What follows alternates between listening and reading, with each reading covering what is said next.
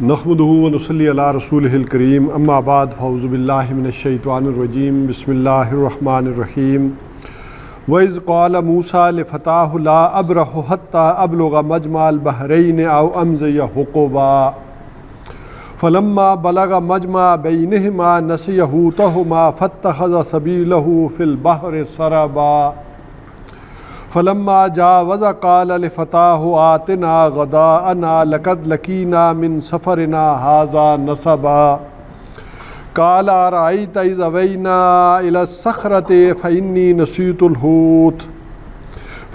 نسيت الحوت وما أنسانيه إلا الشيطان أن أذكره واتخذ سبيله في البحر عجبا قال ذلك ما كنا نبغي فارتد على آثارهما قصصا فوجد عبدا من عبادنا آتيناه رحمة من عندنا وعلمناه من لدنا علما قال له موسى هل أتبعك على أن تعلمني مما علمت رشدا قال إنك لن تستطيع معي صبرا فكيف تصبر على ما لم تحط به خبرا قال ستجدني إن شاء الله صابرا ولا عاصي لك أمرا قال فإن اتبعتني فلا تسألني عن شيء حتى أحدث لك منه ذكرا صدق الله العظيم رب اشرح لي صدري ويسر لي أمري واحلل عقدة من لساني يفقهوا قولي آمین یا رب العالمین۔ ان آیات پر تقریباً ہم تفصیل سے گفتگو کر چکے تھے، لیکن تمہیداً ان کو دوبارہ دہرا دیتے ہیں تاکہ آگے ایک ربط قائم رہے، کیونکہ پچھلی دفعہ باوجود اس کوشش کے ہم اس گفتگو کو مکمل نہیں کر سکے تھے۔ حضرت موسیٰ علیہ السلام کے حوالے سے بات ہو رہی کہ شاید کسی محفل میں انہوں نے تذکرہ کیا یا کسی نے سوال کیا، جو مفسرین نے لکھا ہے کہ کسی شخص نے سوال کیا کہ آپ سے زیادہ بھی کوئی جاننے والا ہے، تو انہوں نے کہا کہ نہیں، میرے سے زیادہ اس وقت علم جاننے والا کوئی نہیں ہے۔ تو اللہ تعالیٰ کو یہ بات پسند نہیں ہے، انہوں نے کہا نہیں ہے اور بھی جاننے والے، تم جاؤ ذرا ملاقات کرو۔ یہ تو ایک تفسیروں کے اندر بات آئی ہے، لیکن زیادہ تر معاملہ یہ بھی گزرتا ہے کہ جو بھی صوفیاء کرام رہے ہیں کہ نہیں، موسیٰ علیہ السلام کے دل میں خیال آیا کہ اللہ تعالیٰ نے آخر یہ فرعون کو اتنی طاقت دی کیوں ہے کہ وہ پوری قوم کو ستائے، مارے اور اللہ تعالیٰ کے خلاف باغی بن کر جو ہے وہ انا ربکم الاعلیٰ کا جو ہے وہ نعرہ لگائے، تو کیا وجہ ہے؟ اس حقیقت کو جو ان کے اندر یہ پیدا ہوئی، تو اللہ تعالیٰ نے اس حقیقت سے روشناس کرانے کے لیے انہیں ذرا ایک سفر کروایا اور اس کی دو نشانیاں بتائیں کہ ہمارا ایک بندہ ملے گا آپ کو، لیکن کہاں ملے گا؟ جہاں دو دریا آپس میں ملتے ہیں۔ اس حوالے سے پھر میں نے آپ سے کہا تھا کہ تفسیروں میں جائیں گے تو آج کی دنیا اور دنیا ہے۔ آج تو ذرا گوگل پر اور چیٹ جی پی ٹی پہ جائیں اور فوراً ساری چیزیں سامنے آ کر رہ جاتی ہیں۔ اب ظاہر ہے ہندوستان میں یا دور افتادہ کسی علاقے میں اندلس میں بیٹھ کر کوئی شخص تفسیر لکھ رہا ہے تو وہ کیا تصور کرے گا؟ اس وقت کی معلومات کے مطابق نہ نقشے ہیں نہ کچھ ہے، تو وہ جو کچھ مشہور چیزیں ہوں گی ان کا اندازہ لگانے کی کوشش کرے گا۔ لہٰذا تفسیروں میں آ گیا کہ دجلہ و فرات جہاں ملتے ہیں، جہاں خلیج فارس ملتی ہے، اس طرح کی باتیں جو ہے وہ آ گئی۔ لیکن چونکہ حضرت موسیٰ علیہ السلام جو ہیں وہ دریائے نیل ہے وہاں پر مصر میں، اس پر سفر کر رہے ہیں۔ جیسے بہت سارے ابھی بھی وہ جو پرانی تفسیروں سے گفتگو لوگ کرتے ہیں، تو ہماری مسجد میں بھی ایک دن گفتگو ہو رہی تھی، تو وہ بچے ہمارا بھی درس سنتے ہیں، گھر والے بھی جو بچے ہیں، تو وہ مولوی صاحب نے تقریر کی تو انہوں نے کہا کہ حضرت موسیٰ علیہ السلام نے دریائے نیل پھٹا اور اس میں سے گزرے، تو وہ بچے سارے ہنس پڑے۔ تو بعد میں مجھے کہا یہ کیا کہہ رہے ہیں؟ تو میں نے کہا دیکھو بس ایک واقعہ ہے، اس کو چھوڑو اب کہ وہ کون سے دریا میں تھا۔ وہ اعلیٰ دریائے نیل کو اگر وہ گزار کر جائیں گے، پھٹے گا تو لیبیا کی طرف جائیں گے، جبکہ یہ حضرت موسیٰ علیہ السلام کدھر آئے؟ یہ سینا میں آئے، کوئی طور ادھر ہے، تو یہ خلیج جو سویز ہے اس کو انہوں نے پاٹا ہے، اس سے گزر کر آئے، یہ پھٹی تھی، نہ کہ وہ اس سائڈ پہ۔ تو اسی طرح کا معاملہ یہ دریائے جو ہے وہ نیل کا بھی ہو جاتا ہے۔ تو دریائے نیل جا کر آگے پھر سوڈان کے اندر دو حصوں میں تقسیم ہو جاتا ہے۔ تو حضرت موسیٰ علیہ السلام سے کہا گیا کہ آپ جہاں دو دریا ملتے ہیں وہاں جائیں. جیسے یہ اٹک کے پاس دونوں دریا مل جاتے ہیں, دریائے کابل آتا ہے, ادھر سے یہ آتا ہے, پھر اس میں بھی بے شمار اور دریا جو ہے وہ پیچھے چھوٹے چھوٹے دریا ملتے رہتے ہیں. مظفر آباد میں جائیں تو نیلم جیلم جو ہے وہ دونوں ملتے ہیں, لیکن پیچھے ان میں چھوٹے چھوٹے اور بھی دریا ملتے ہیں. اسی طرح نیلم جیلم ملنے کے بعد جب کافی آگے آ جائیں تو دریائے کنہار آ کر ان میں مل جاتا ہے. تو یہ ایک سلسلہ چلتا رہتا ہے. تو وہ دریائے نیل پکڑ کر انہوں نے سفر شروع کر دیا. انہیں دو نشانیاں بتائی گئی تھیں کہ جہاں دو دریا ملتے ہیں وہاں ہمارا بندہ ایک آپ کو ملے گا. اور دوسری نشانی, جیسے کہ دریا تو مختلف اور بھی ندی نالے ملتے رہتے ہیں, دوسری نشانی یہ بتائی کہ جہاں یہ جو آپ نے اپنے کھانے کے لیے مچھلی تل کر ساتھ رکھ لی ہے نا, یہ بھی زندہ ہو کر پانی میں چلی جائے گی. یعنی یہ بغالتا نہ ہو کہ دریا جو ہے وہ دونوں ملتے ہیں, تو ہو سکتا ہے کئی ندی نالے اور بھی مل رہے ہوں, کھاڑیاں کئی اور اس کی ہوں, لیکن جہاں دو دریا ملیں گے ساتھ ہی کیا ہوگا, مچھلی بھی جو ہے وہ زندہ ہو کر پانی میں چلی جائے گی. اب یہ حضرت موسیٰ علیہ السلام کو بات پتہ تھی. اب انہوں نے اپنے شاگرد کو ساتھ لیا, اور وہ شاگرد جو ہے وہ روایات سے معلوم ہوتا ہے تورات سے کہ یوشع ابن نون تھے, وہ نوجوان ساتھی, اور بعد میں حضرت موسیٰ علیہ السلام کے جانشین بھی بنے اور اللہ تعالیٰ نے انہیں نبوت بھی عطا فرمائی. تو اب انہوں نے وَإِذْ قَالَ موسیٰ, اور جب کہا موسیٰ علیہ السلام نے لِفَتَاهُ, اپنے نوجوان سے, فتن یوتھ, جو ہم پڑھ آئے تھے اصحاب جو ہے وہ کاف کے بارے میں بھی, وہاں بھی فتن الفاظ آئے تھے کہ وہ یوتھ تھے. تو یہ جو ینگ آدمی تھے, ان کو جو ہے وہ حضرت موسیٰ علیہ السلام نے کہا کہ ہمارا سفر ہے, اور سفر کہاں تک ہے, لا ابرح حتی ابلغ مجمع البحرین, میں بالکل نہیں ہٹوں گا جہاں تک کہ پہنچ نہ جاؤں جہاں دو دریا ملتے ہیں. اب یہ جو نشانی بتائی تھی تو اپنے شاگرد کو بھی انہوں نے الرٹ کر دیا کہ ہم وہاں تک چلیں گے. او امضی حقوبا, یا میں چلتا چلا جاؤں گا صدیوں, حقوبا کرنوں, برسا برس چلتا رہوں گا, لیکن پیچھے نہیں ہٹوں گا جب تک کہ جہاں دو دریا نہ ملتے ہوں وہاں تک نہ پہنچ جاؤں. اب ایک چیز کی جستجو ہے تو وہاں جا رہے. فلما بلغ مجمع بینہما, پھر جب وہ پہنچے وہاں پر کہ جہاں دونوں دریا ملتے تھے, نسیہ حوتہما, تو وہ دونوں بھول گئے اپنی مچھلی کو. فاتخذ سبیلہ فی البحر سربا, اور اس نے کیا کیا کہ اس دریا کے اندر, سمندر کے اندر, دریا کے اندر عجیب طریقے سے راستہ پکڑ لیا.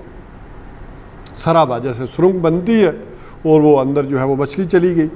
فلما جاوزا, پھر جب انہوں نے تجاوز کیا یعنی اس جگہ سے آگے بڑھے ہیں, قال لفتاہ, تو انہوں نے کہا اپنے نوجوان سے, آتنا غدانا, لے آؤ ہمارا کھانا, لقد لقینا من سفرنا ھذا نصبا, اس سفر سے تو ہمیں کچھ تھکان لاحق ہو گئی. جو ہی وہ اس منزل مقصود سے آگے بڑھے, اب وہ جو ہے وہ ایک, جیسے میں نے پچھلے بتایا تھا نا, چھٹی حس ہوتی ہے انسان کو, وہ خبردار کرتی رہتی ہے. اب یہ پتہ نہیں ہوتا کہ کیوں ہو رہا ہے, لیکن کچھ نہ کچھ ہو رہا ہوتا ہے. جیسے ہمارے ہاں پرانے بڑے محاورے بھی مشہور ہیں نا, کہ وہ کوا بول رہا ہے یا میری آنکھ پھڑک رہی ہے تو آج کچھ ہونے والا ہے, کوئی ہتھیلی میں خارش ہے تو پیسے جانے ہیں یا. اس طرح چھٹی اس بھی کہتی ہے میری آج طبیعت کوئی ٹھیک نہیں ہے, کوئی درست نہیں ہے, کچھ ہونے والا ہے. تو چھٹی حس, بلکہ اب تو اس کو سکس سینس کو بھی سورس آف نالج میں شمار کر لیا گیا اب سائنس کے اعتبار سے. تو یہ چھٹی حس بھی کچھ نہ کچھ انسان کو خبردار کرتی ہے. تو اب گویا کہ ان کی جو سکس سینس وہ بیدار ہوئی کہ آپ انہیں تھکان, ابھی دعویٰ کیا کر رہے تھے, میں کیا چلوں گا, صدیوں چلتا رہوں گا اور پیچھے نہیں ہٹوں گا. اور جو ہی وہ منزل مراد سے آگے بڑھے, اب وہ تھکن شروع ہو گئی.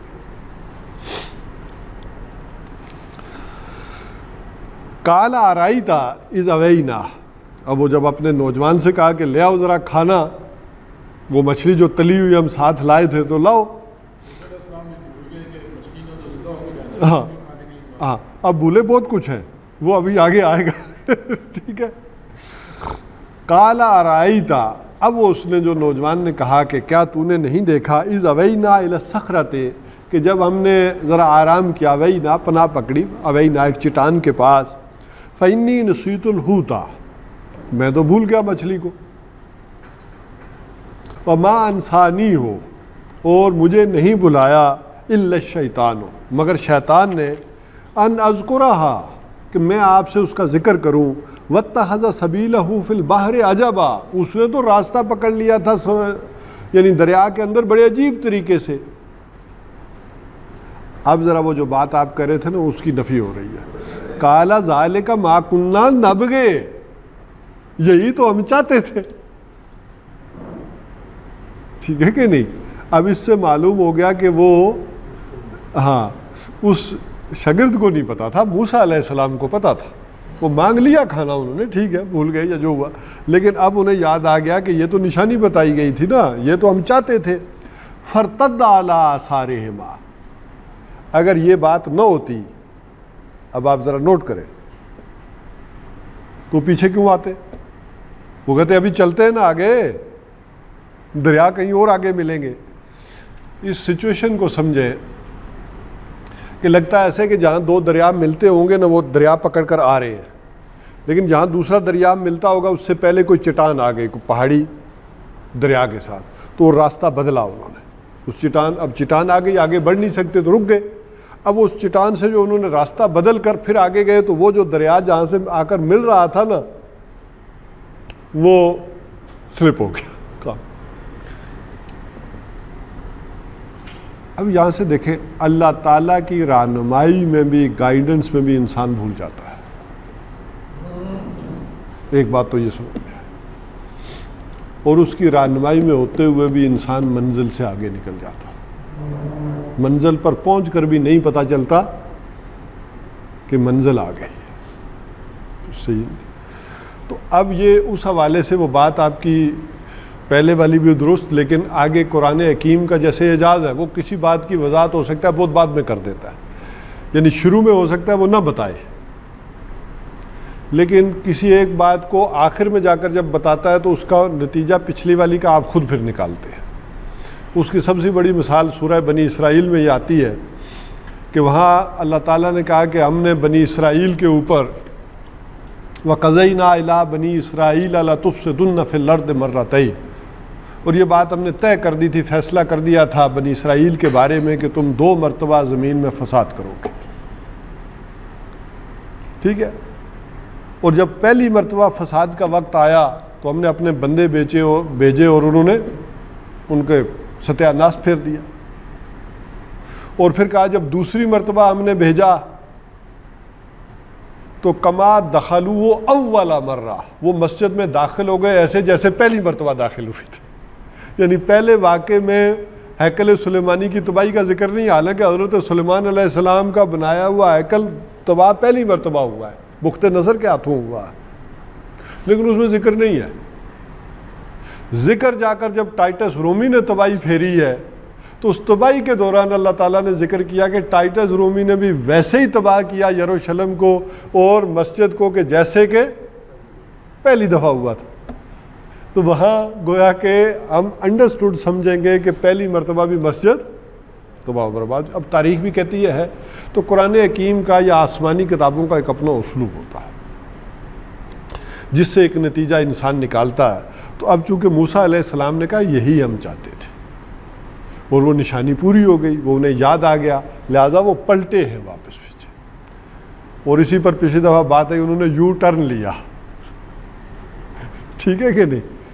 تو یہ والا یو ٹرن میں نے کہا تھا عظیم لیڈر لیتے ہیں کہ اگر منزل سے آگے نکل جائیں یا بھول جائیں تو یو ٹرن لے کے پھر واپس آتے ہیں. ہاں البتہ منزل سے پہلے میں نے کہا تھا کہ اب جو تنقید ہوتی ہے وہ سمجھ لیں کہ جو منزل سے پہلے یو ٹرن لینا یہ بزدلی ہے. اگر کوئی شخص منزل سامنے ہو، کلیئر ہو، آگے ہو اور اس سے پہلے لے لے تو یہ کم ہمتی اور بزدلی کی نشانی ہوگی. لیکن اگر انسان کو پتہ چل جائے کہ میری منزل پیچھے رہ گئی ہے اور وہ اکڑ جائے، پیچھے نہ آئے، تو یہ بات درست نہیں ہے. یو ٹرن لے کے اپنے مقصد کی طرف جائے. اسی میں پھر میں نے وہ واقعات بھی کئی آپ کو کوٹ کیے تھے، مولانا مودودی علیہ رحمہ کے، جماعت اسلامی کے، شورا کے، وہ واقعات بھی بیان کیے تھے. تو فرتد علی آثارہما قصصا، یعنی کوئی باقاعدہ راستہ نہیں تھا، وہ لوٹے اپنے انہی قدموں کے نشانوں کے اوپر. فرتدہ ارتداد سے، ارتداد پھر جانا، لوٹ جانا، تو وہ واپس پلٹے ہیں وہاں.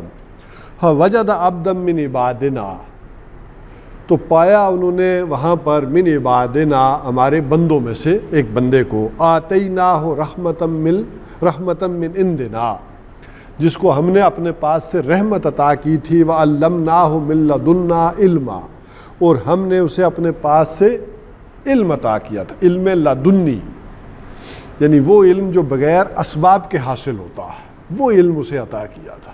ایک علم ہے کہ جو آپ رفتہ رفتہ سیکھتے ہیں، اسباب سے، تختی سے، واقعات سے وہ سیکھتے ہیں۔ ایک علم ہے کہ جو بغیر کسی سبب اور بغیر واسطے کے انسان کو مل جاتا ہے، جس کی مثال میں نے پچھلی دفعہ دی تھی کہ ایک بکری کا بچہ ہے اور وہ جا کر پیدا ہوتے ہی جا کر ماں کے تھنوں سے دودھ جو ہے وہ پینا شروع کر دیتا ہے، تو اسے تو کسی نے نہیں سکھایا کہ یہ دودھ کیسے پیتے ہیں۔ اچھا وہی دودھ آپ کو دھونا پڑ جائے تو آپ نہیں دھو سکتے بکری سے یا بھینس سے، وہ اپنی جگہ پروسیس ہے، لیکن وہی گائے یا بکری کا بچہ جا کر آٹومیٹیکلی خود، اسے کسی نے نہیں بتایا کہ یہاں تمہارا خوراک کا ذخیرہ، یہ من لدن ہے، اس کی طرف سے ایک علم ہے جو پہلے سے دے دیا گیا ہے اسے، ٹھیک ہے کہ نہیں؟ اور انسان کا معاملہ بھی فَأَلْهَمَهَا فُجُورَهَا وَتَقْوَاهَا یہ ہے۔ اب جو دوسری بات وقاص صاحب نے پوچھ لی ہے، یہ پھر بڑی لمبی ہے کہ اب انسان کے لیے بھی یہ جاری ہے یا نہیں، یہ سب کے لیے جاری ہے، ٹھیک ہے نا؟ یہ سینس اور علم جانوروں کو بھی اللہ نے دیا۔ انہوں نے کہا کہ یہ جو اللہ تعالیٰ علم لدنی ہوتا ہے یہ ابھی بھی دیتا ہے، ٹھیک ہے کہ نہیں؟ اس کا ایک پہلو تو درست ہے، لیکن جو انہوں نے سوال کیا ایک پہلو بڑا غلط بھی ہے اور درست نہیں ہے، خطرناک ہے۔ اگر اس پہلو سے یہ نتیجہ نکالیں گے کہ اب بھی کوئی خضر ہو سکتا ہے، کوئی ہو سکتا ہے، یا یہ خود ہو سکتے ہیں، تو یہ بات درست ہے، ٹھیک ہے۔ البتہ ہاں یہ دونوں پہلو میں نے اس کو کہا نا کہ اس کی وجوہات بیان، اور ایک یہ ہے کہ اللہ تعالیٰ آپ کو کسی چھٹی حس کے ذریعے، جو بھی سینس ہے، کوئی کشف کے ذریعے، الہام کے ذریعے، وجدان کے ذریعے، خواب کے ذریعے کوئی آپ کی رہنمائی کر دے تو کوئی مسئلہ نہیں، وہ ہو سکتا ہے، لیکن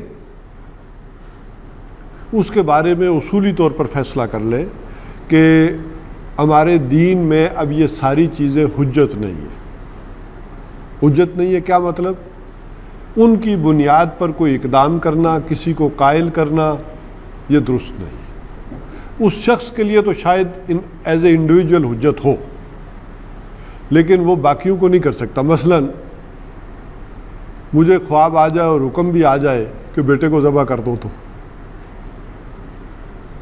تو میں نے نہیں کر سکتا، ٹھیک ہے کہ نہیں؟ میرے لیے جو قانون آیا ہے وہ شریعت آئی ہے، اس کو ذرا ہم آگے ابھی لے جاتے ہیں، حضرت موسیٰ علیہ السلام سے بات کو سمجھتے ہیں۔ میرے لیے شرعی حکم ہے، اسی طرح آپ کو آ جائے حکم کہ نوید صاحب کو قتل کر دیں، اور آپ سب کو قائل کرنے کی کوشش کریں کہ مجھے یہ خواب آیا ہے، اور خود آ کر جبریل نے ہی بتایا ہے، تو آپ ان سب کو قائل کریں تو آپ نے ان کی بات نہیں ماننی، ٹھیک ہے کہ نہیں؟ تو اب نہ کسی کو خضر مانے اور نہ خود بننے کی کوشش کریں۔ البتہ وہ سورسز اللہ تعالیٰ کی طرف سے جاری ہے، اور انہی معنوں میں شاید محی الدین ابن عربی کے بارے میں بھی غلط باتیں جو ہے وہ منسوب کر دی گئی ہیں، ٹھیک ہے کہ نہیں؟ شاید انہی معنوں میں انہوں نے کہا ہو کہ کچھ سورس جاری ہے، جیسے حضور صلی اللہ علیہ وسلم نے فرمایا کہ نبوت میں سے کچھ نہیں بچا مگر،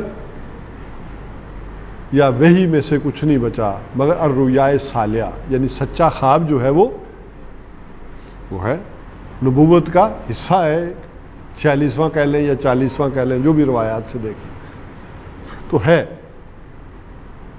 لیکن یہ کون فیصلہ کرے گا کہ یہ سچا ہے یا نہیں؟ اس کے اپنے پیرامیٹرز ہیں، اپنی چیز ہے، یہ اس حوالے سے مشکل ترین رکوع رہے گا میرا خیال ہے. پچھلی دفعہ بھی آپ نے باتیں اٹھائی اور ہم آگے نہیں بڑھ سکے تھے, انہی آیات پر یہی ہم رک گئے تھے. تو اصولی طور پر ہم وہ باتیں طے کرتے ہوئے آگے بڑھتے چلے جاتے ہیں تفصیلات میں. تو فوجد عبدا من عبادنا آتیناہ رحمۃ من عندنا وعلمناہ من لدنا علما. تو ہمارا بندہ, اب یہاں بھی خضر کو کیا کہا گیا؟ ہمارا ایک بندہ جسے ہم نے جو یہ چیز جو ہے وہ عطا کی تھی. اب یہ جو واقعات آ رہے ہیں, حضرت موسیٰ علیہ السلام نے ان سے کہا, قال لہو موسیٰ, تو کہا ان سے موسیٰ علیہ السلام نے, حل اتبعک, کیا میں آپ کی پیروی کر سکتا ہوں, یعنی آپ کے ساتھ چل سکتا ہوں. اور اس کا مقصد کیا ہے کہ میں آپ کے ساتھ کیوں رہوں, کیوں پیروی کروں, چلوں. ان تعلمنی مما علمت رشدا, تاکہ میں آپ سے کچھ وہ بھلائی کی باتوں کو جان سکوں, سیکھ سکوں. اور جیسے میں نے عرض کیا تھا کہ پرانے زمانے میں بھی یہی علم کا طریقہ تھا, یہی سیکھنے کا طریقہ تھا کہ آپ کسی بڑی شخصیت کے پاس جاتے تھے, رہتے تھے, سیکھتے تھے. سب سے پہلے تو وہ اجازت دیتا تھا تو آپ اس کے حلقۂ درس میں بیٹھتے تھے. پھر اس کے بعد جب وہ کہتا تھا ہاں آپ سیکھ گئے ہیں تو اجازت دیتا تھا کہ ہاں آپ جا کر اب بیان کر سکتے ہیں. یہی طریقہ تھا. کوئی سند, کوئی ڈگری, یہ اس طرح کے معاملات نہیں ہوتے تھے, بلکہ یوں ہی سیکھتے تھے. اور پھر آپ سمجھتے تھے کہ یہ دوسری کتاب فلانے شہر میں کوئی پڑھاتا ہے, صحیح پڑھاتا ہے, مشہور ہے, تو ادھر چل پڑتے تھے. اور ہو سکتا ہے جب آپ پہنچتے تو وہ شخص آپ کی رہنمائی کر دے کہ نہیں یہ کتاب میں نے بھی فلاں ہستی سے پڑھی, آپ وہاں چلے جاؤ, اس سے پڑھ لیں. اور یہ بہت سارے آپ کو تاریخ میں واقعات مل جائیں گے کہ یہ بزرگ تھے, انہوں نے فلاں مکتبہ فکر سے جو ان کے بالکل مخالف تھے فلاں کتاب جا کر ان سے سیکھی اور پڑھی. اور یہ دنیا میں بھی ہوتا ہے. جیسے آپ ٹریننگ حاصل کرنے کے لیے امریکہ جاتے ہیں, فرانس جاتے ہیں, چائنا جاتے ہیں, یہ چیزیں سیکھتے ہیں کہ نہیں سیکھتے. تو حضرت موسیٰ علیہ السلام نے بھی ان سے یہ بات کہی, قال انک لن تستطیع معی صبرا, تو انہوں نے کہا کہ آپ میرے ساتھ رہ کر صبر نہیں کر سکیں گے, اپنے آپ کو روک اور تھام نہیں سکیں گے. فکیف تصبر علی ما لم تحط بہ خبرا, اور آپ کیسے صبر کر سکتے ہیں؟ فکیف تصبر, آپ کیسے صبر کر سکتے ہیں؟ علی ما, اس چیز کے اوپر, ما لم تحط بہ خبرا, جس کی خبر آپ کے آتا علم میں نہیں ہے, جس کا آپ کوئی تصور نہیں کر سکتے ایک بات کا, تو اس پر آپ کیسے صبر کریں گے میرے ساتھ؟ ایک اس بات کو جاننے کے لیے آپ آئے ہیں.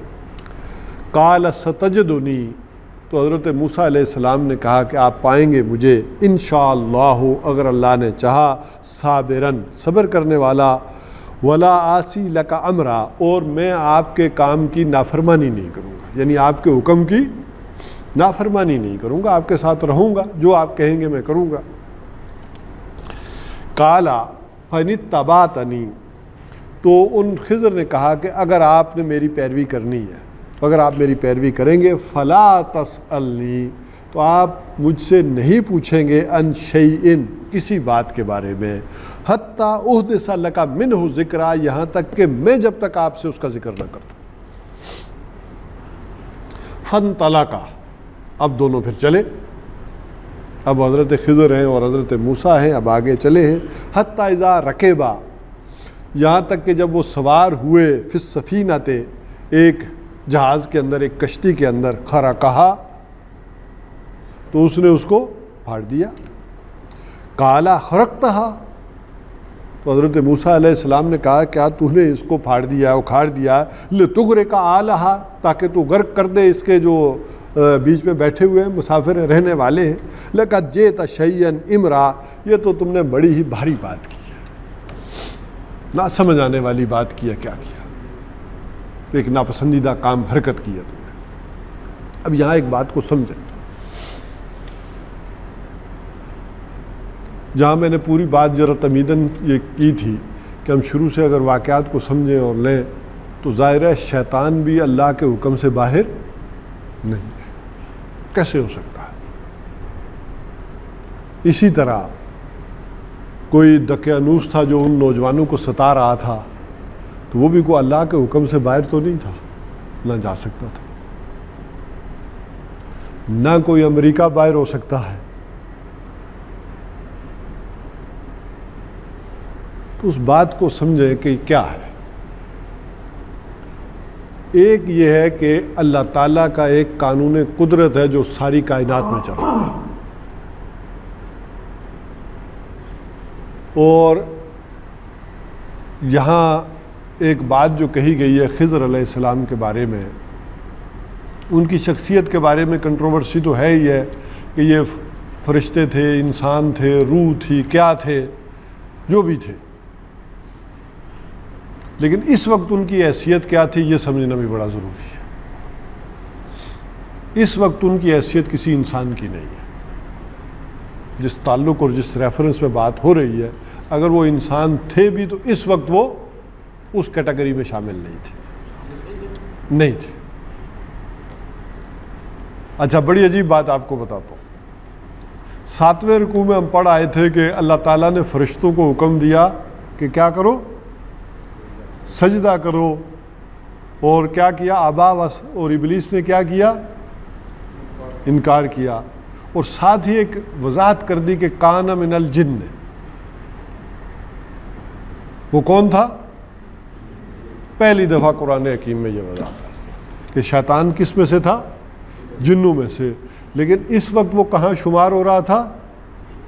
فرشتوں کی کیٹیگری میں شمار ہو رہا. تو اب ذرا یہ سمجھیں اس بات کو. ہر صورت کے اندر کچھ چیزیں آتی ہیں تو وہ یوں ہی بے مقصد نہیں ہو جاتی.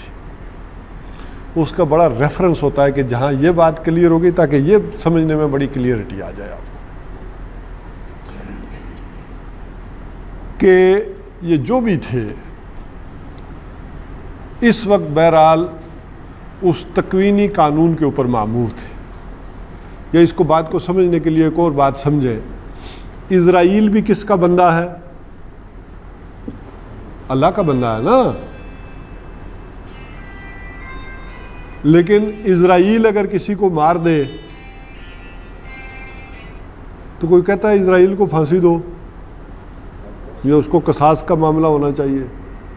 جبکہ میں مار دوں تو قصاص ہے اور پھانسی ہے.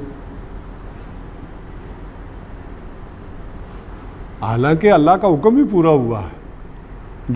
جس نے جس موت لکھی ہوئی تھی وہ ہوئی. لیکن اسرائیل کو کوئی کچھ نہیں کہتا. جبکہ انسانوں میں سے کوئی مارے تو اس پہ اوپر. اس حقیقت کو سمجھیں کہ اس ساری کائنات کے اندر سب سے پہلے اپنی حیثیت کا اندازہ لگائیں کہ اس زمین کی کوئی حیثیت نہیں. پوری کائنات کے تصور میں دیکھیں تو اس کی شاید ایک پوائنٹ سے بھی زیادہ حیثیت نہیں، ویلیو نہیں. لیکن جو بھی ہے اس پوائنٹ جتنی جگہ کے اوپر بھی اس کے قوانین پوری کائنات سے مختلف ہیں. اس کے اوپر جو اللہ نے قانون دیا، جیسے آکسیجن یہاں پیدا کر دی، باقی دنیا میں کائنات میں نہیں مل رہی، ابھی تک تو نہیں ملی. چلے مل بھی جائے چھوڑے. یہاں کا قانون اللہ نے مختلف کیا ہے. اس کی وجہ کیا ہے؟ کہ اس انسان کو کچھ نہ کچھ اختیار دیا. یہ کہتا ہے میرا جسم میری مرضی، یا انا ربکم الاعلی. اب جو اس زمین کے قانون ہیں جو اس مخلوق کو دیے گئے ہیں، ان کو کہا جاتا ہے کہ یہ تشریعی قانون ہے جو دیا گیا ہے. ٹھیک ہے کہ نہیں؟ اور پوری کائنات جو چل رہی ہے وہ تکوینی قانون کے اوپر چل رہی ہے. اب یہ دو چیزیں، ایک ہے اللہ کی تکوین اور ایک ہے اللہ کی شریعت. تو پوری کائنات کا سسٹم اس کے تکوینی قانون کے اوپر چل رہا ہے. اس خطے پر کوئی تھوڑا سا ایک اختیار انسان کو دیا گیا ہے جسے تشریعی قانون سے تعبیر کیا گیا. ایک قانون سپیشل دیے گئے اس خطے کو. یہ تشریعی قانون ہے، تمہیں اختیار بھی دیا اور یہ تشریعی قانون بھی دیا. کہاں نہیں، قانون شریعت یہ بھی ہے. ٹھیک ہے. اب مطلب ایک قانون ہے اللہ تعالیٰ کا کہ تکوینی قانون، سورج چل رہا ہے، سارا کچھ ہو رہا ہے. اب چونکہ جو حضرت خضر ہیں وہ تکوینی قانون پر معمور ہیں، جیسے اللہ تعالیٰ کی کائنات کے اندر مختلف ٹیمیں ہیں، چل رہی ہیں، اپنے قوانین اس کے چلا رہی ہیں. اب ظاہر ہے کوئی فرشتوں کی کوئی ٹیم پوری ہوگی جو سورج کا سارا سسٹم جو ہے وہ چلا رہی ہوگی، اس سے ادھر ادھر اسے نہیں ہونے دیتی. جب یہ کہتے ہیں نا کہ وہ اس کے حکم کے بغیر طلوع نہیں ہوتا، تو سمجھے بات کیا؟ ہم تو سمجھتے بس ایک سسٹم ہے چل رہا. لیکن اگر ان آنکھوں سے ذرا پردہ ہٹے تو معلوم ہوگا نہیں، یہ کوئی چلا رہا ہے اور اس کے قانون کے بغیر نہیں چل سکتا. اسی طرح حضرت اسرائیل جو ہیں اس کے اس تکوینی قانون پر معمور ہے، موت و حیات کے قانون کے اوپر کہ جس کا وقت پورا ہو گیا اس کو، لہذا انہیں کوئی جرم نہیں ہوتا. اس طرح کوئی ہواؤں پر معمور ہے، کوئی سمندروں پر معمور ہے. اسرائیل بھی ہے تو اپنی پوری فوج کے ساتھ ہوں گے نا، ٹیم کے ساتھ ہوں گے. فیلڈ مارشل ٹھیک ہے وہ حضرت جبرائیل ہے، لیکن یہ بھی کوئی تھوڑے تھوڑے ہیں. تو اب اس حوالے سے جب وہ حضرت خضر بھی سمجھے اسی طرح کسی تکوینی قانون کے اوپر معمور ہے. یہ بات شاہ ولی اللہ نے بڑی گہرائی میں کی ہے، اور بے شمار اہل علم نے کہا کہ چونکہ شاہ ولی اللہ نے کی ہے اس لیے ہماری زبانیں بند ہیں. ہمیں ڈاکٹر صاحب نے واقعہ سنایا کہ اس طرح ارواح انسانیہ بھی جو نیک ارواح ہوتی ہیں وہ اللہ تعالیٰ ان کو بعض اوقات اس فورس میں شامل کر کے ڈیوٹیوں پر معمور کر دیتے ہیں. تو ڈاکٹر صاحب کہتے ہیں کہ میں بیٹھا ہوا تھا اہل علم کی رائے میں، وہاں بہت بڑے عالم تھے اس وقت، ان کا نام مجھے یاد نہیں رہا. تو میں نے کہا یہ بات تو شاہ ولی اللہ نے کی ہے. انہوں نے کہا شاہ ولی اللہ نے کی ہے اس لیے ہم چپ ہیں، آپ منہ سے نکالیں گے تو آپ کو ایک تھپڑ پڑے گا. آپ نے اتنی اگر خطرناک بات کر دی تو کیا بڑی. تو شاہ ولی اللہ علیہ رحمہ کی یہ رائے موجود ہے کہ اللہ تعالیٰ ارواح کو بھی اس طرح کے تکوینی قانون کے اندر ڈیوٹیاں سونپ دیتے ہیں کہ جاؤ فلانی فوج میں فلانے میں جا کر یہ سارے کام پرفار کرو. اسی طرح اگر حضرت خضر کوئی پیغمبر بھی تھے، کوئی انسان بھی تھے، کوئی ولی اللہ بھی تھے، کچھ بھی تھے، تو اب گویا کہ وہ اس حیثیت میں نہیں ہے بلکہ اس تکوینی قانون کے ان چیزوں کے اوپر معمور ہے. انسان سمجھیں گے تو پھر غلطی کھائیں گے، پھر مسئلہ حل نہیں ہوگا. لیکن جیسے میں نے کہا کہ اگر میں قتل کروں تو سزا ملے گی کیونکہ اس قانون کے تحت. خضر نے کیا تو کچھ نہیں ہوا. اب اسی میں اگلی بات سمجھیں. اب حضرت موسیٰ علیہ السلام کو یہ سارا کچھ نظر آ رہا ہے، دیکھیے باقیوں کو نہیں نظر آ رہا، یہ بھی سمجھیں. ظاہر میں کشتی ہو سکتا ہے کسی چٹان سے ٹکرائی ہو، کوئی تختہ اکھڑ گیا ہو. حضرت موسیٰ نے دیکھ لیا کہ یہ حرکت کس کی ہے، یہ خضر کی. یہ لائے ہیں کوئی آئس برگ دکیر کر اور انہیں ٹکرایا ہے، یہ حرکت اس کی ہے. عالم واقعہ میں کیا ہو رہا ہے وہاں نہیں نظر آ رہا.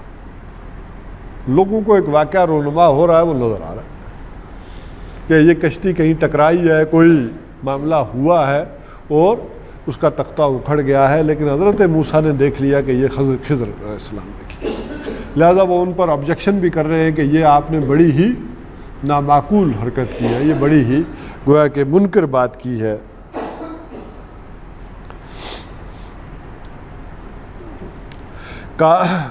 لقد جئت شیئا امرا، تو یہ آپ نے بڑی ہی بھاری بات کر دی، مشکل کام، یہ آپ نے یہ کس مشکل میں ڈال دیا، کام کر دیا. اب حضرت خضر نے کوئی جواب نہیں دیا. بات سمجھے انہوں نے کیا کہا، یہ کیوں کی، کس وجہ سے کی؟ نہیں، انہوں نے کہا قال الم اقل انک لن تستطیع معی صبرا، کیا میں نے تجھے کہہ نہیں دیا تھا کہ تو میرے ساتھ صبر نہیں کر سکتا؟ اب وہ وضاحت نہیں کی بلکہ ان کو جو کمٹمنٹ ہوئی تھی، جو معاہدہ ہوا تھا وہ یاد دلایا. قال لا تؤاخذنی بما نسیت، تو حضرت موسیٰ علیہ السلام نے کہا کہ آپ مجھ سے مواخذہ مت کیجئے اس بات پر جو میں بھول گیا.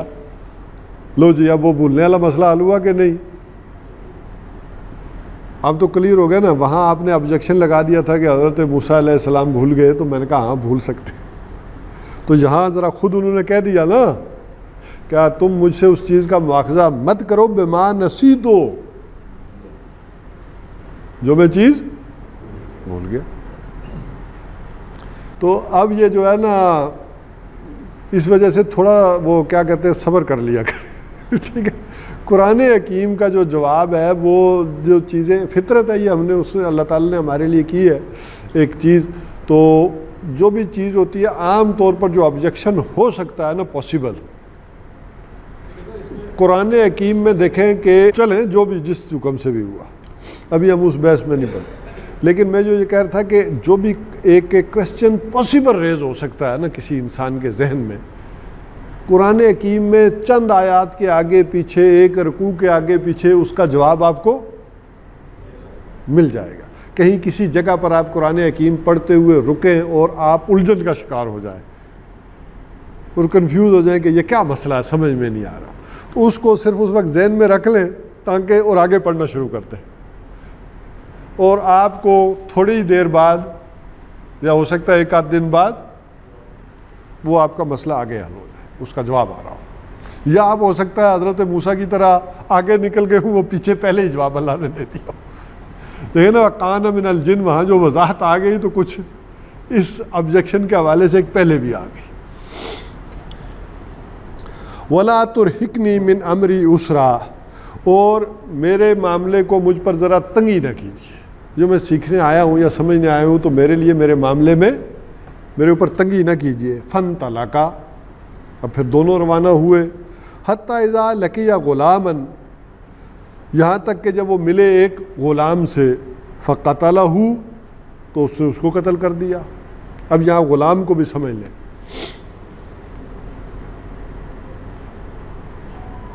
غلام وہ لڑکا جو ابھی نابالغ ہو, ٹھیک ہے کہ نہیں, فتن جوان, وہ بات اللہ رہتی. لیکن یہ اردو کا غلام نہیں ہے, ٹھیک ہے. اردو کے غلام کو عربی میں کیا کہیں گے؟ ہاں, یہ بھی ذہن کلیئر کریں, ٹھیک ہے کہ نہیں. تو اس لفظ غلام سے مغالطے میں نہ پڑ جائے. اردو میں غلام کا مطلب عربی میں عبد ہوگا, اور عبد کا معنی اردو میں غلام کے ہوں گے. لیکن یہاں عربی کے غلام کا لفظ جو ہے یہ اردو کا غلام نہیں بلکہ عربی کا غلام ہے. تو عربی کے غلام کے معنی ہوں گے وہ لڑکا ابھی جو نابالغ ہے, چھوٹا ہے, پاکیزہ ہے, یعنی معصوم ہے. تو معصوم کو غلام گئے. یہ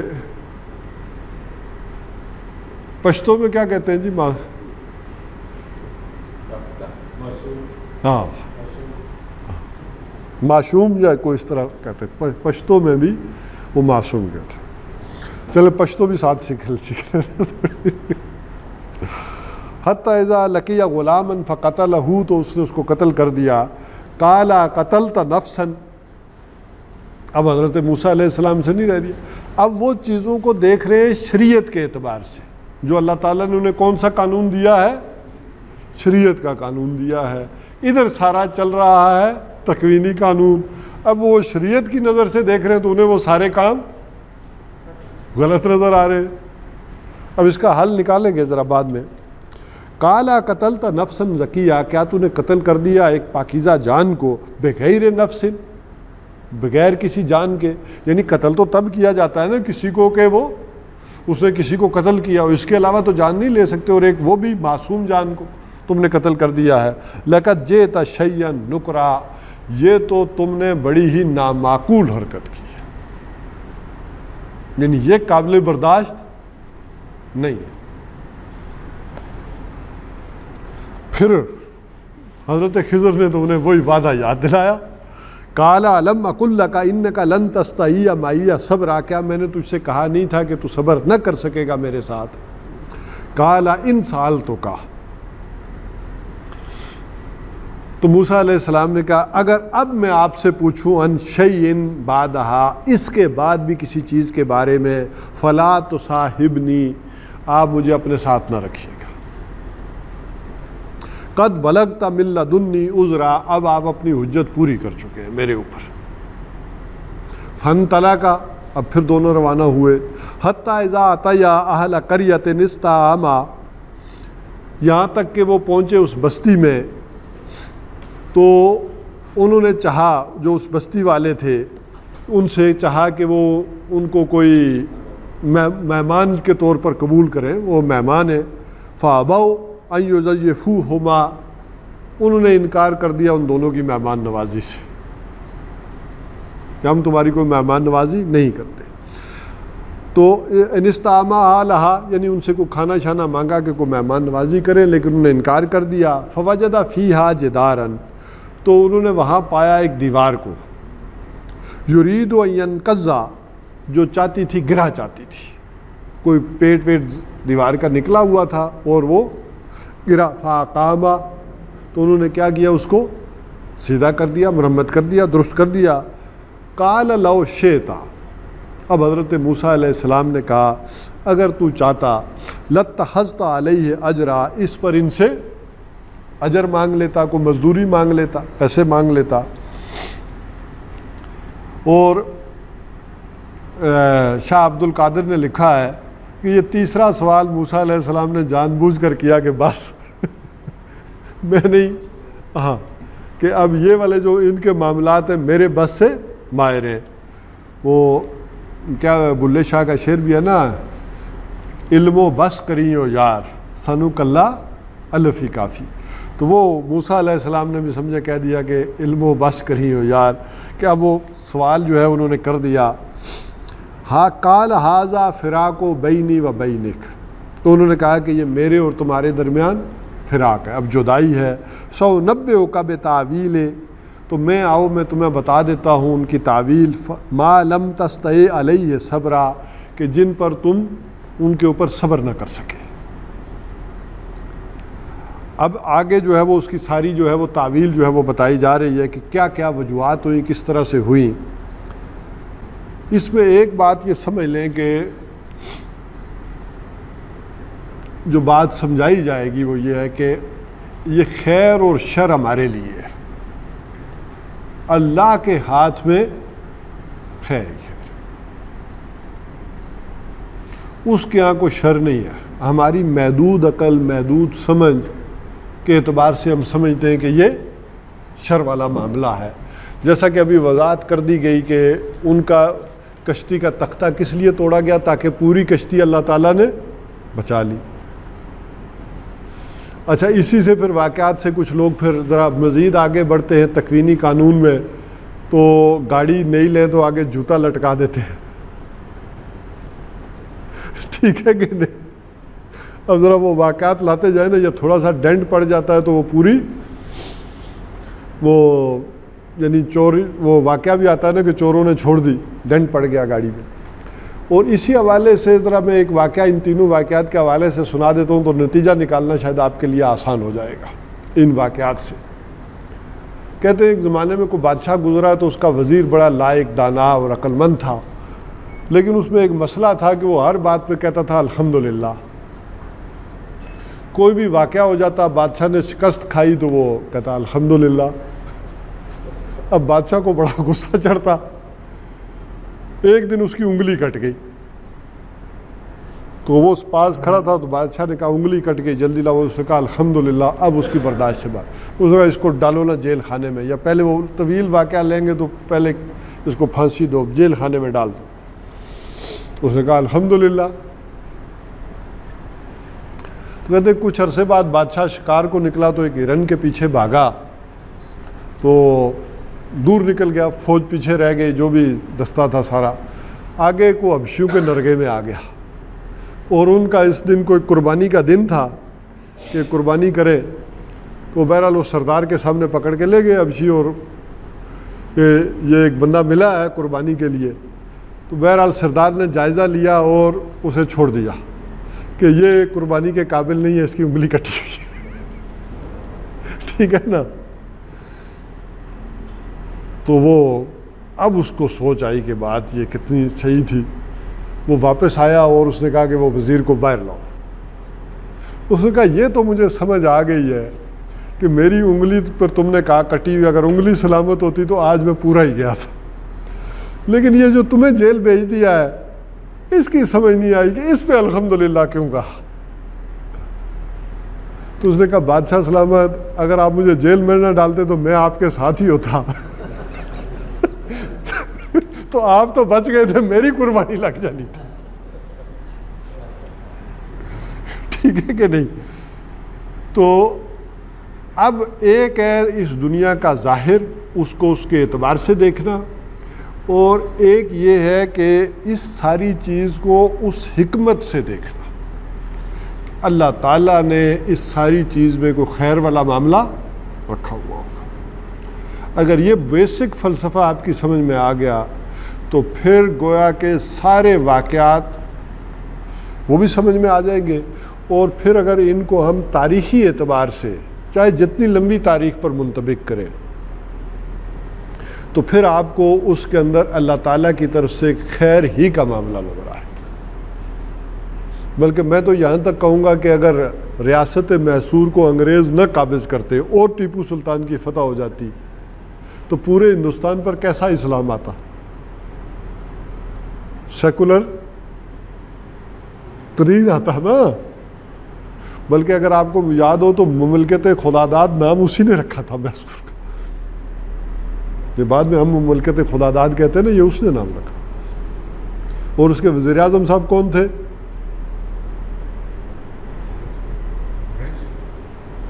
نہیں، فرینچ تو وہ فوجی ان کی تربیت والے تھے نا.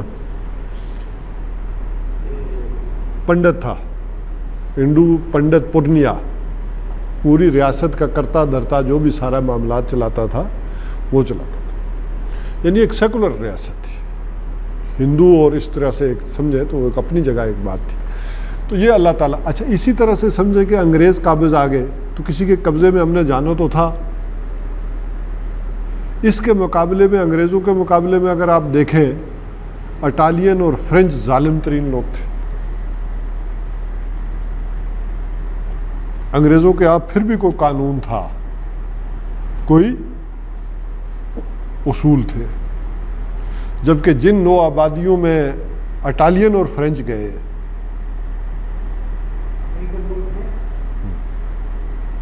ظلم اور بربریت ہوا، وہ قومیں نہیں اٹھ سکی اس انداز میں. بہرحال تو پھر آپ کو ذرا لگے گا دنیا میں اس خیر کا پہلو ہی کہ اللہ تعالیٰ کے ہر عمل کے پیچھے پھر ایک خیر کا پہلو موجود ہے. اچھا اسی میں یہ دیکھیں کہ وہ لڑکے، ان کے والدین وہ نیک. اچھا جس بچے کو قتل کیا اس کے والدین کیا ہیں؟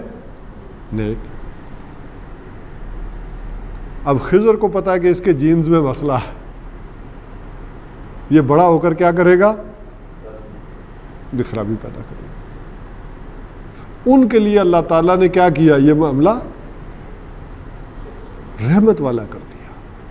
بظاہر دنیا کے اعتبار سے، قانون کے اعتبار سے، اس تشریح دنیا میں وہ روئے بھی ہوں گے، پیٹے بھی ہوں گے، ساری برادری جو ہے وہ روئی ہوگی کہ ایک ہی بچہ تھا، یہ بھی اللہ تعالیٰ نے لے لیا. لیکن اوپر اگر ذرا دیکھیں تو اللہ تعالیٰ نے انہیں بچا لیا بڑھاپے کی مصیبت اور مشکل سے، کہ وہ انہیں عاجز کر کے رکھ دیتا، عذاب سے بچا لیا. اچھا اسی میں ایک اور نقطہ بھی نکالا ہے، اگر وہ والدین برے ہوتے تو یہی بچہ ان کے لیے عذاب بن جاتا، سزا کے طور پر ہوتا کہ نہیں. اب ذرا بڑی اللہ تعالیٰ کی ان حکمتوں کو دیکھیں کہ والدین نیک ہیں تو بچے کو لے لیا. اور دوسری چیز، دو چیز، دوسری چیز کہ صبر کے نتیجے میں ان کے اندر ایک پوٹینشل بڑھا. وہ اپنی جگہ ایک مصیبت سے بچا لیا اور ایک انہیں صبر کے ذریعے ان کے اندر صلاحیت بڑھی. جو قرآن حکیم میں متعدد مقامات پر جو یہ مضمون آتا ہے، جیسے حدیث میں نے پچھلی دفعہ بھی آپ کو سنا دی تھی کہ حضور صلی اللہ علیہ وسلم نے فرمایا کہ ایک آدمی جب کسی جگہ پر پہنچتا ہے اللہ تعالیٰ اسے کوئی مقام دینا چاہتے ہیں، اس جگہ پر پہنچانا ہے، اس کے اندر وہ پوٹینشیل نہیں ہے وہ وہاں پہنچ سکے، تو اللہ تعالیٰ اسے مصائب اور غم میں ڈالتے ہیں، جس کے نتیجے میں اس کے اندر وہ صلاحیت پیدا ہوتی ہے کہ وہ اس مقام کا جو ہے وہ اہل ہو جاتا ہے۔ اور یہ سورہ آل عمران میں جو اگر وہ آخری یا آخری سے دو پہلے جو سورہ آل عمران میں بھی جو ہے وہ 20 رکوع ہے نا، تو پہلے 10 رکوع تو اہل کتاب سے خطاب ہے، دوسرے 10 رکوعوں میں جو درمیانی 6 رکوع ہیں ان میں یہ فلسفہ و ابتلاء و آزمائش بڑا اہم مضمون کے طور پر پورے 6 رکوعوں میں یہ فلسفی آئی ہے کہ اللہ تعالیٰ تاکہ اس میں ڈال کر اہل ایمان کی صلاحیتوں کو نکھارے، ان کے اندر جب کسی کے اوپر کوئی بوجھ ڈالیں گے تو پتہ چلے گا نا اس کے اندر کتنی صلاحیت ہے، کتنی کیپیسٹی ہے۔ تو یہ اپنی جگہ ایک بات ہے۔ اچھا دیکھیں یہ تیسرے کام پر حضرت موسیٰ نے کیوں اعتراض کیا؟ حالانکہ 2 کام غلط تھے لیکن تیسرا تو صحیح تھا، دیوار سیدھی کر دی۔ پہلے 2 کاموں میں لوگ صحیح تھے، کام غلط تھے، تیسرے کام میں لوگ غلط تھے، کام صحیح تھا۔ بات سمجھ رہے؟ تو اس حوالے سے یہ ذرا تمہیدی گفتگو بنیادی ذرا ذہن میں رکھیے گا، تو پھر ان کے نتائج کے اوپر گفتگو کریں گے اور انہیں ابھی واقعاتی کو سمجھیں گے۔ پھر اگر موقع ملا تو ان کو پھر تاریخی اعتبار سے ہم منطبق کرنے کی کوشش کریں گے ان چیزوں کو۔ اس کی وجہ یہ دیکھ لیں کہ ایک جو تعبیرات ہوتی ہیں، اس کو چلے میں دہرا دوں گا، ابھی ذرا وقت نہیں ہے۔ مثلا حضرت موسیٰ علیہ السلام نے یا حضرت یوسف علیہ السلام نے بھی ایک خواب دیکھا نا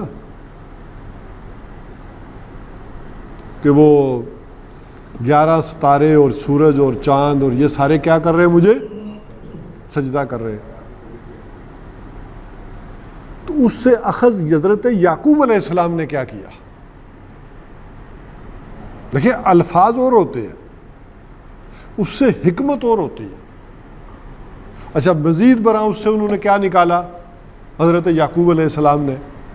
ایک تو یہ سمجھ آ گئی، اچھا الفاظ کیا ہیں، سورج اور چاند اور تارے سجدہ کر رہے، اب ذرا اس سے دیکھیں نتیجہ کیا نکالا، اور اس سے اگلا نتیجہ کیا نکالا جو وہاں کہیں نہیں ہے، کہ معلوم ہوتا ہے اس سے کہ نبوت بھی ہمارے خاندان میں رہے گی اور اللہ تعالیٰ انہیں نبوت سے سرفراز کرے گا۔ یہ نتیجہ بھی نکال لیا حضرت یعقوب علیہ السلام، حالانکہ یہ وہاں نہیں ہے۔ تو یہ ایک تعبیر اور حکمت ان واقعات کے ذریعے منطبق کر کے نکالنا یہ کوئی آسان کام نہیں ہے۔ اچھا حضرت یوسف علیہ السلام نے دوسرا معاملہ کیا کیا، وہ جو خواب، وہ تو خواب انہوں نے بھی نہیں دیکھا، وہ بادشاہ نے دیکھا۔ اور خواب کیا؟ 7 موٹی گائے ہیں اور 7 سوکھی گائے ہیں، اور وہ سوکھی ان کو، اور اب اس سے انہوں نے نتیجہ دیکھے نا کیا نکالا۔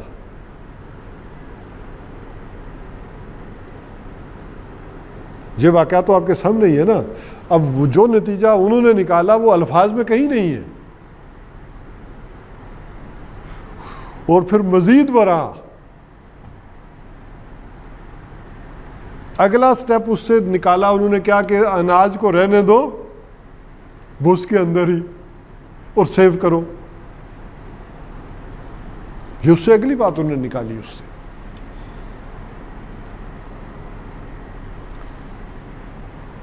اب یہ شاید ہو سکتا ہے ہماری 1-2 گفتگو کے بعد آئی، یہ تمہید میں باندھ رہا ہوں، ان سارے واقعات میں محمد الرسول اللہ صلی اللہ علیہ وسلم کے لیے بھی کوئی حکمت تھی کہ نہیں؟ جب یہ مکہ میں صورت بیان ہو رہی ہے، ایک ٹھیک ہے سوال کا جواب ہے، لیکن ایک حکمت آپ کو بھی تسلی دی جا رہی ہے ان واقعات کے اندر، اور بہت بڑی خوشخبری دی جا رہی ہے اسی، ٹھیک ہے کہ نہیں؟ اور پھر ان واقعات کو آج کے دور میں جب ہم اپلائی کریں گے تو پھر دیکھیں گے ہمارے لیے کیا حکمت نکلتی ہے.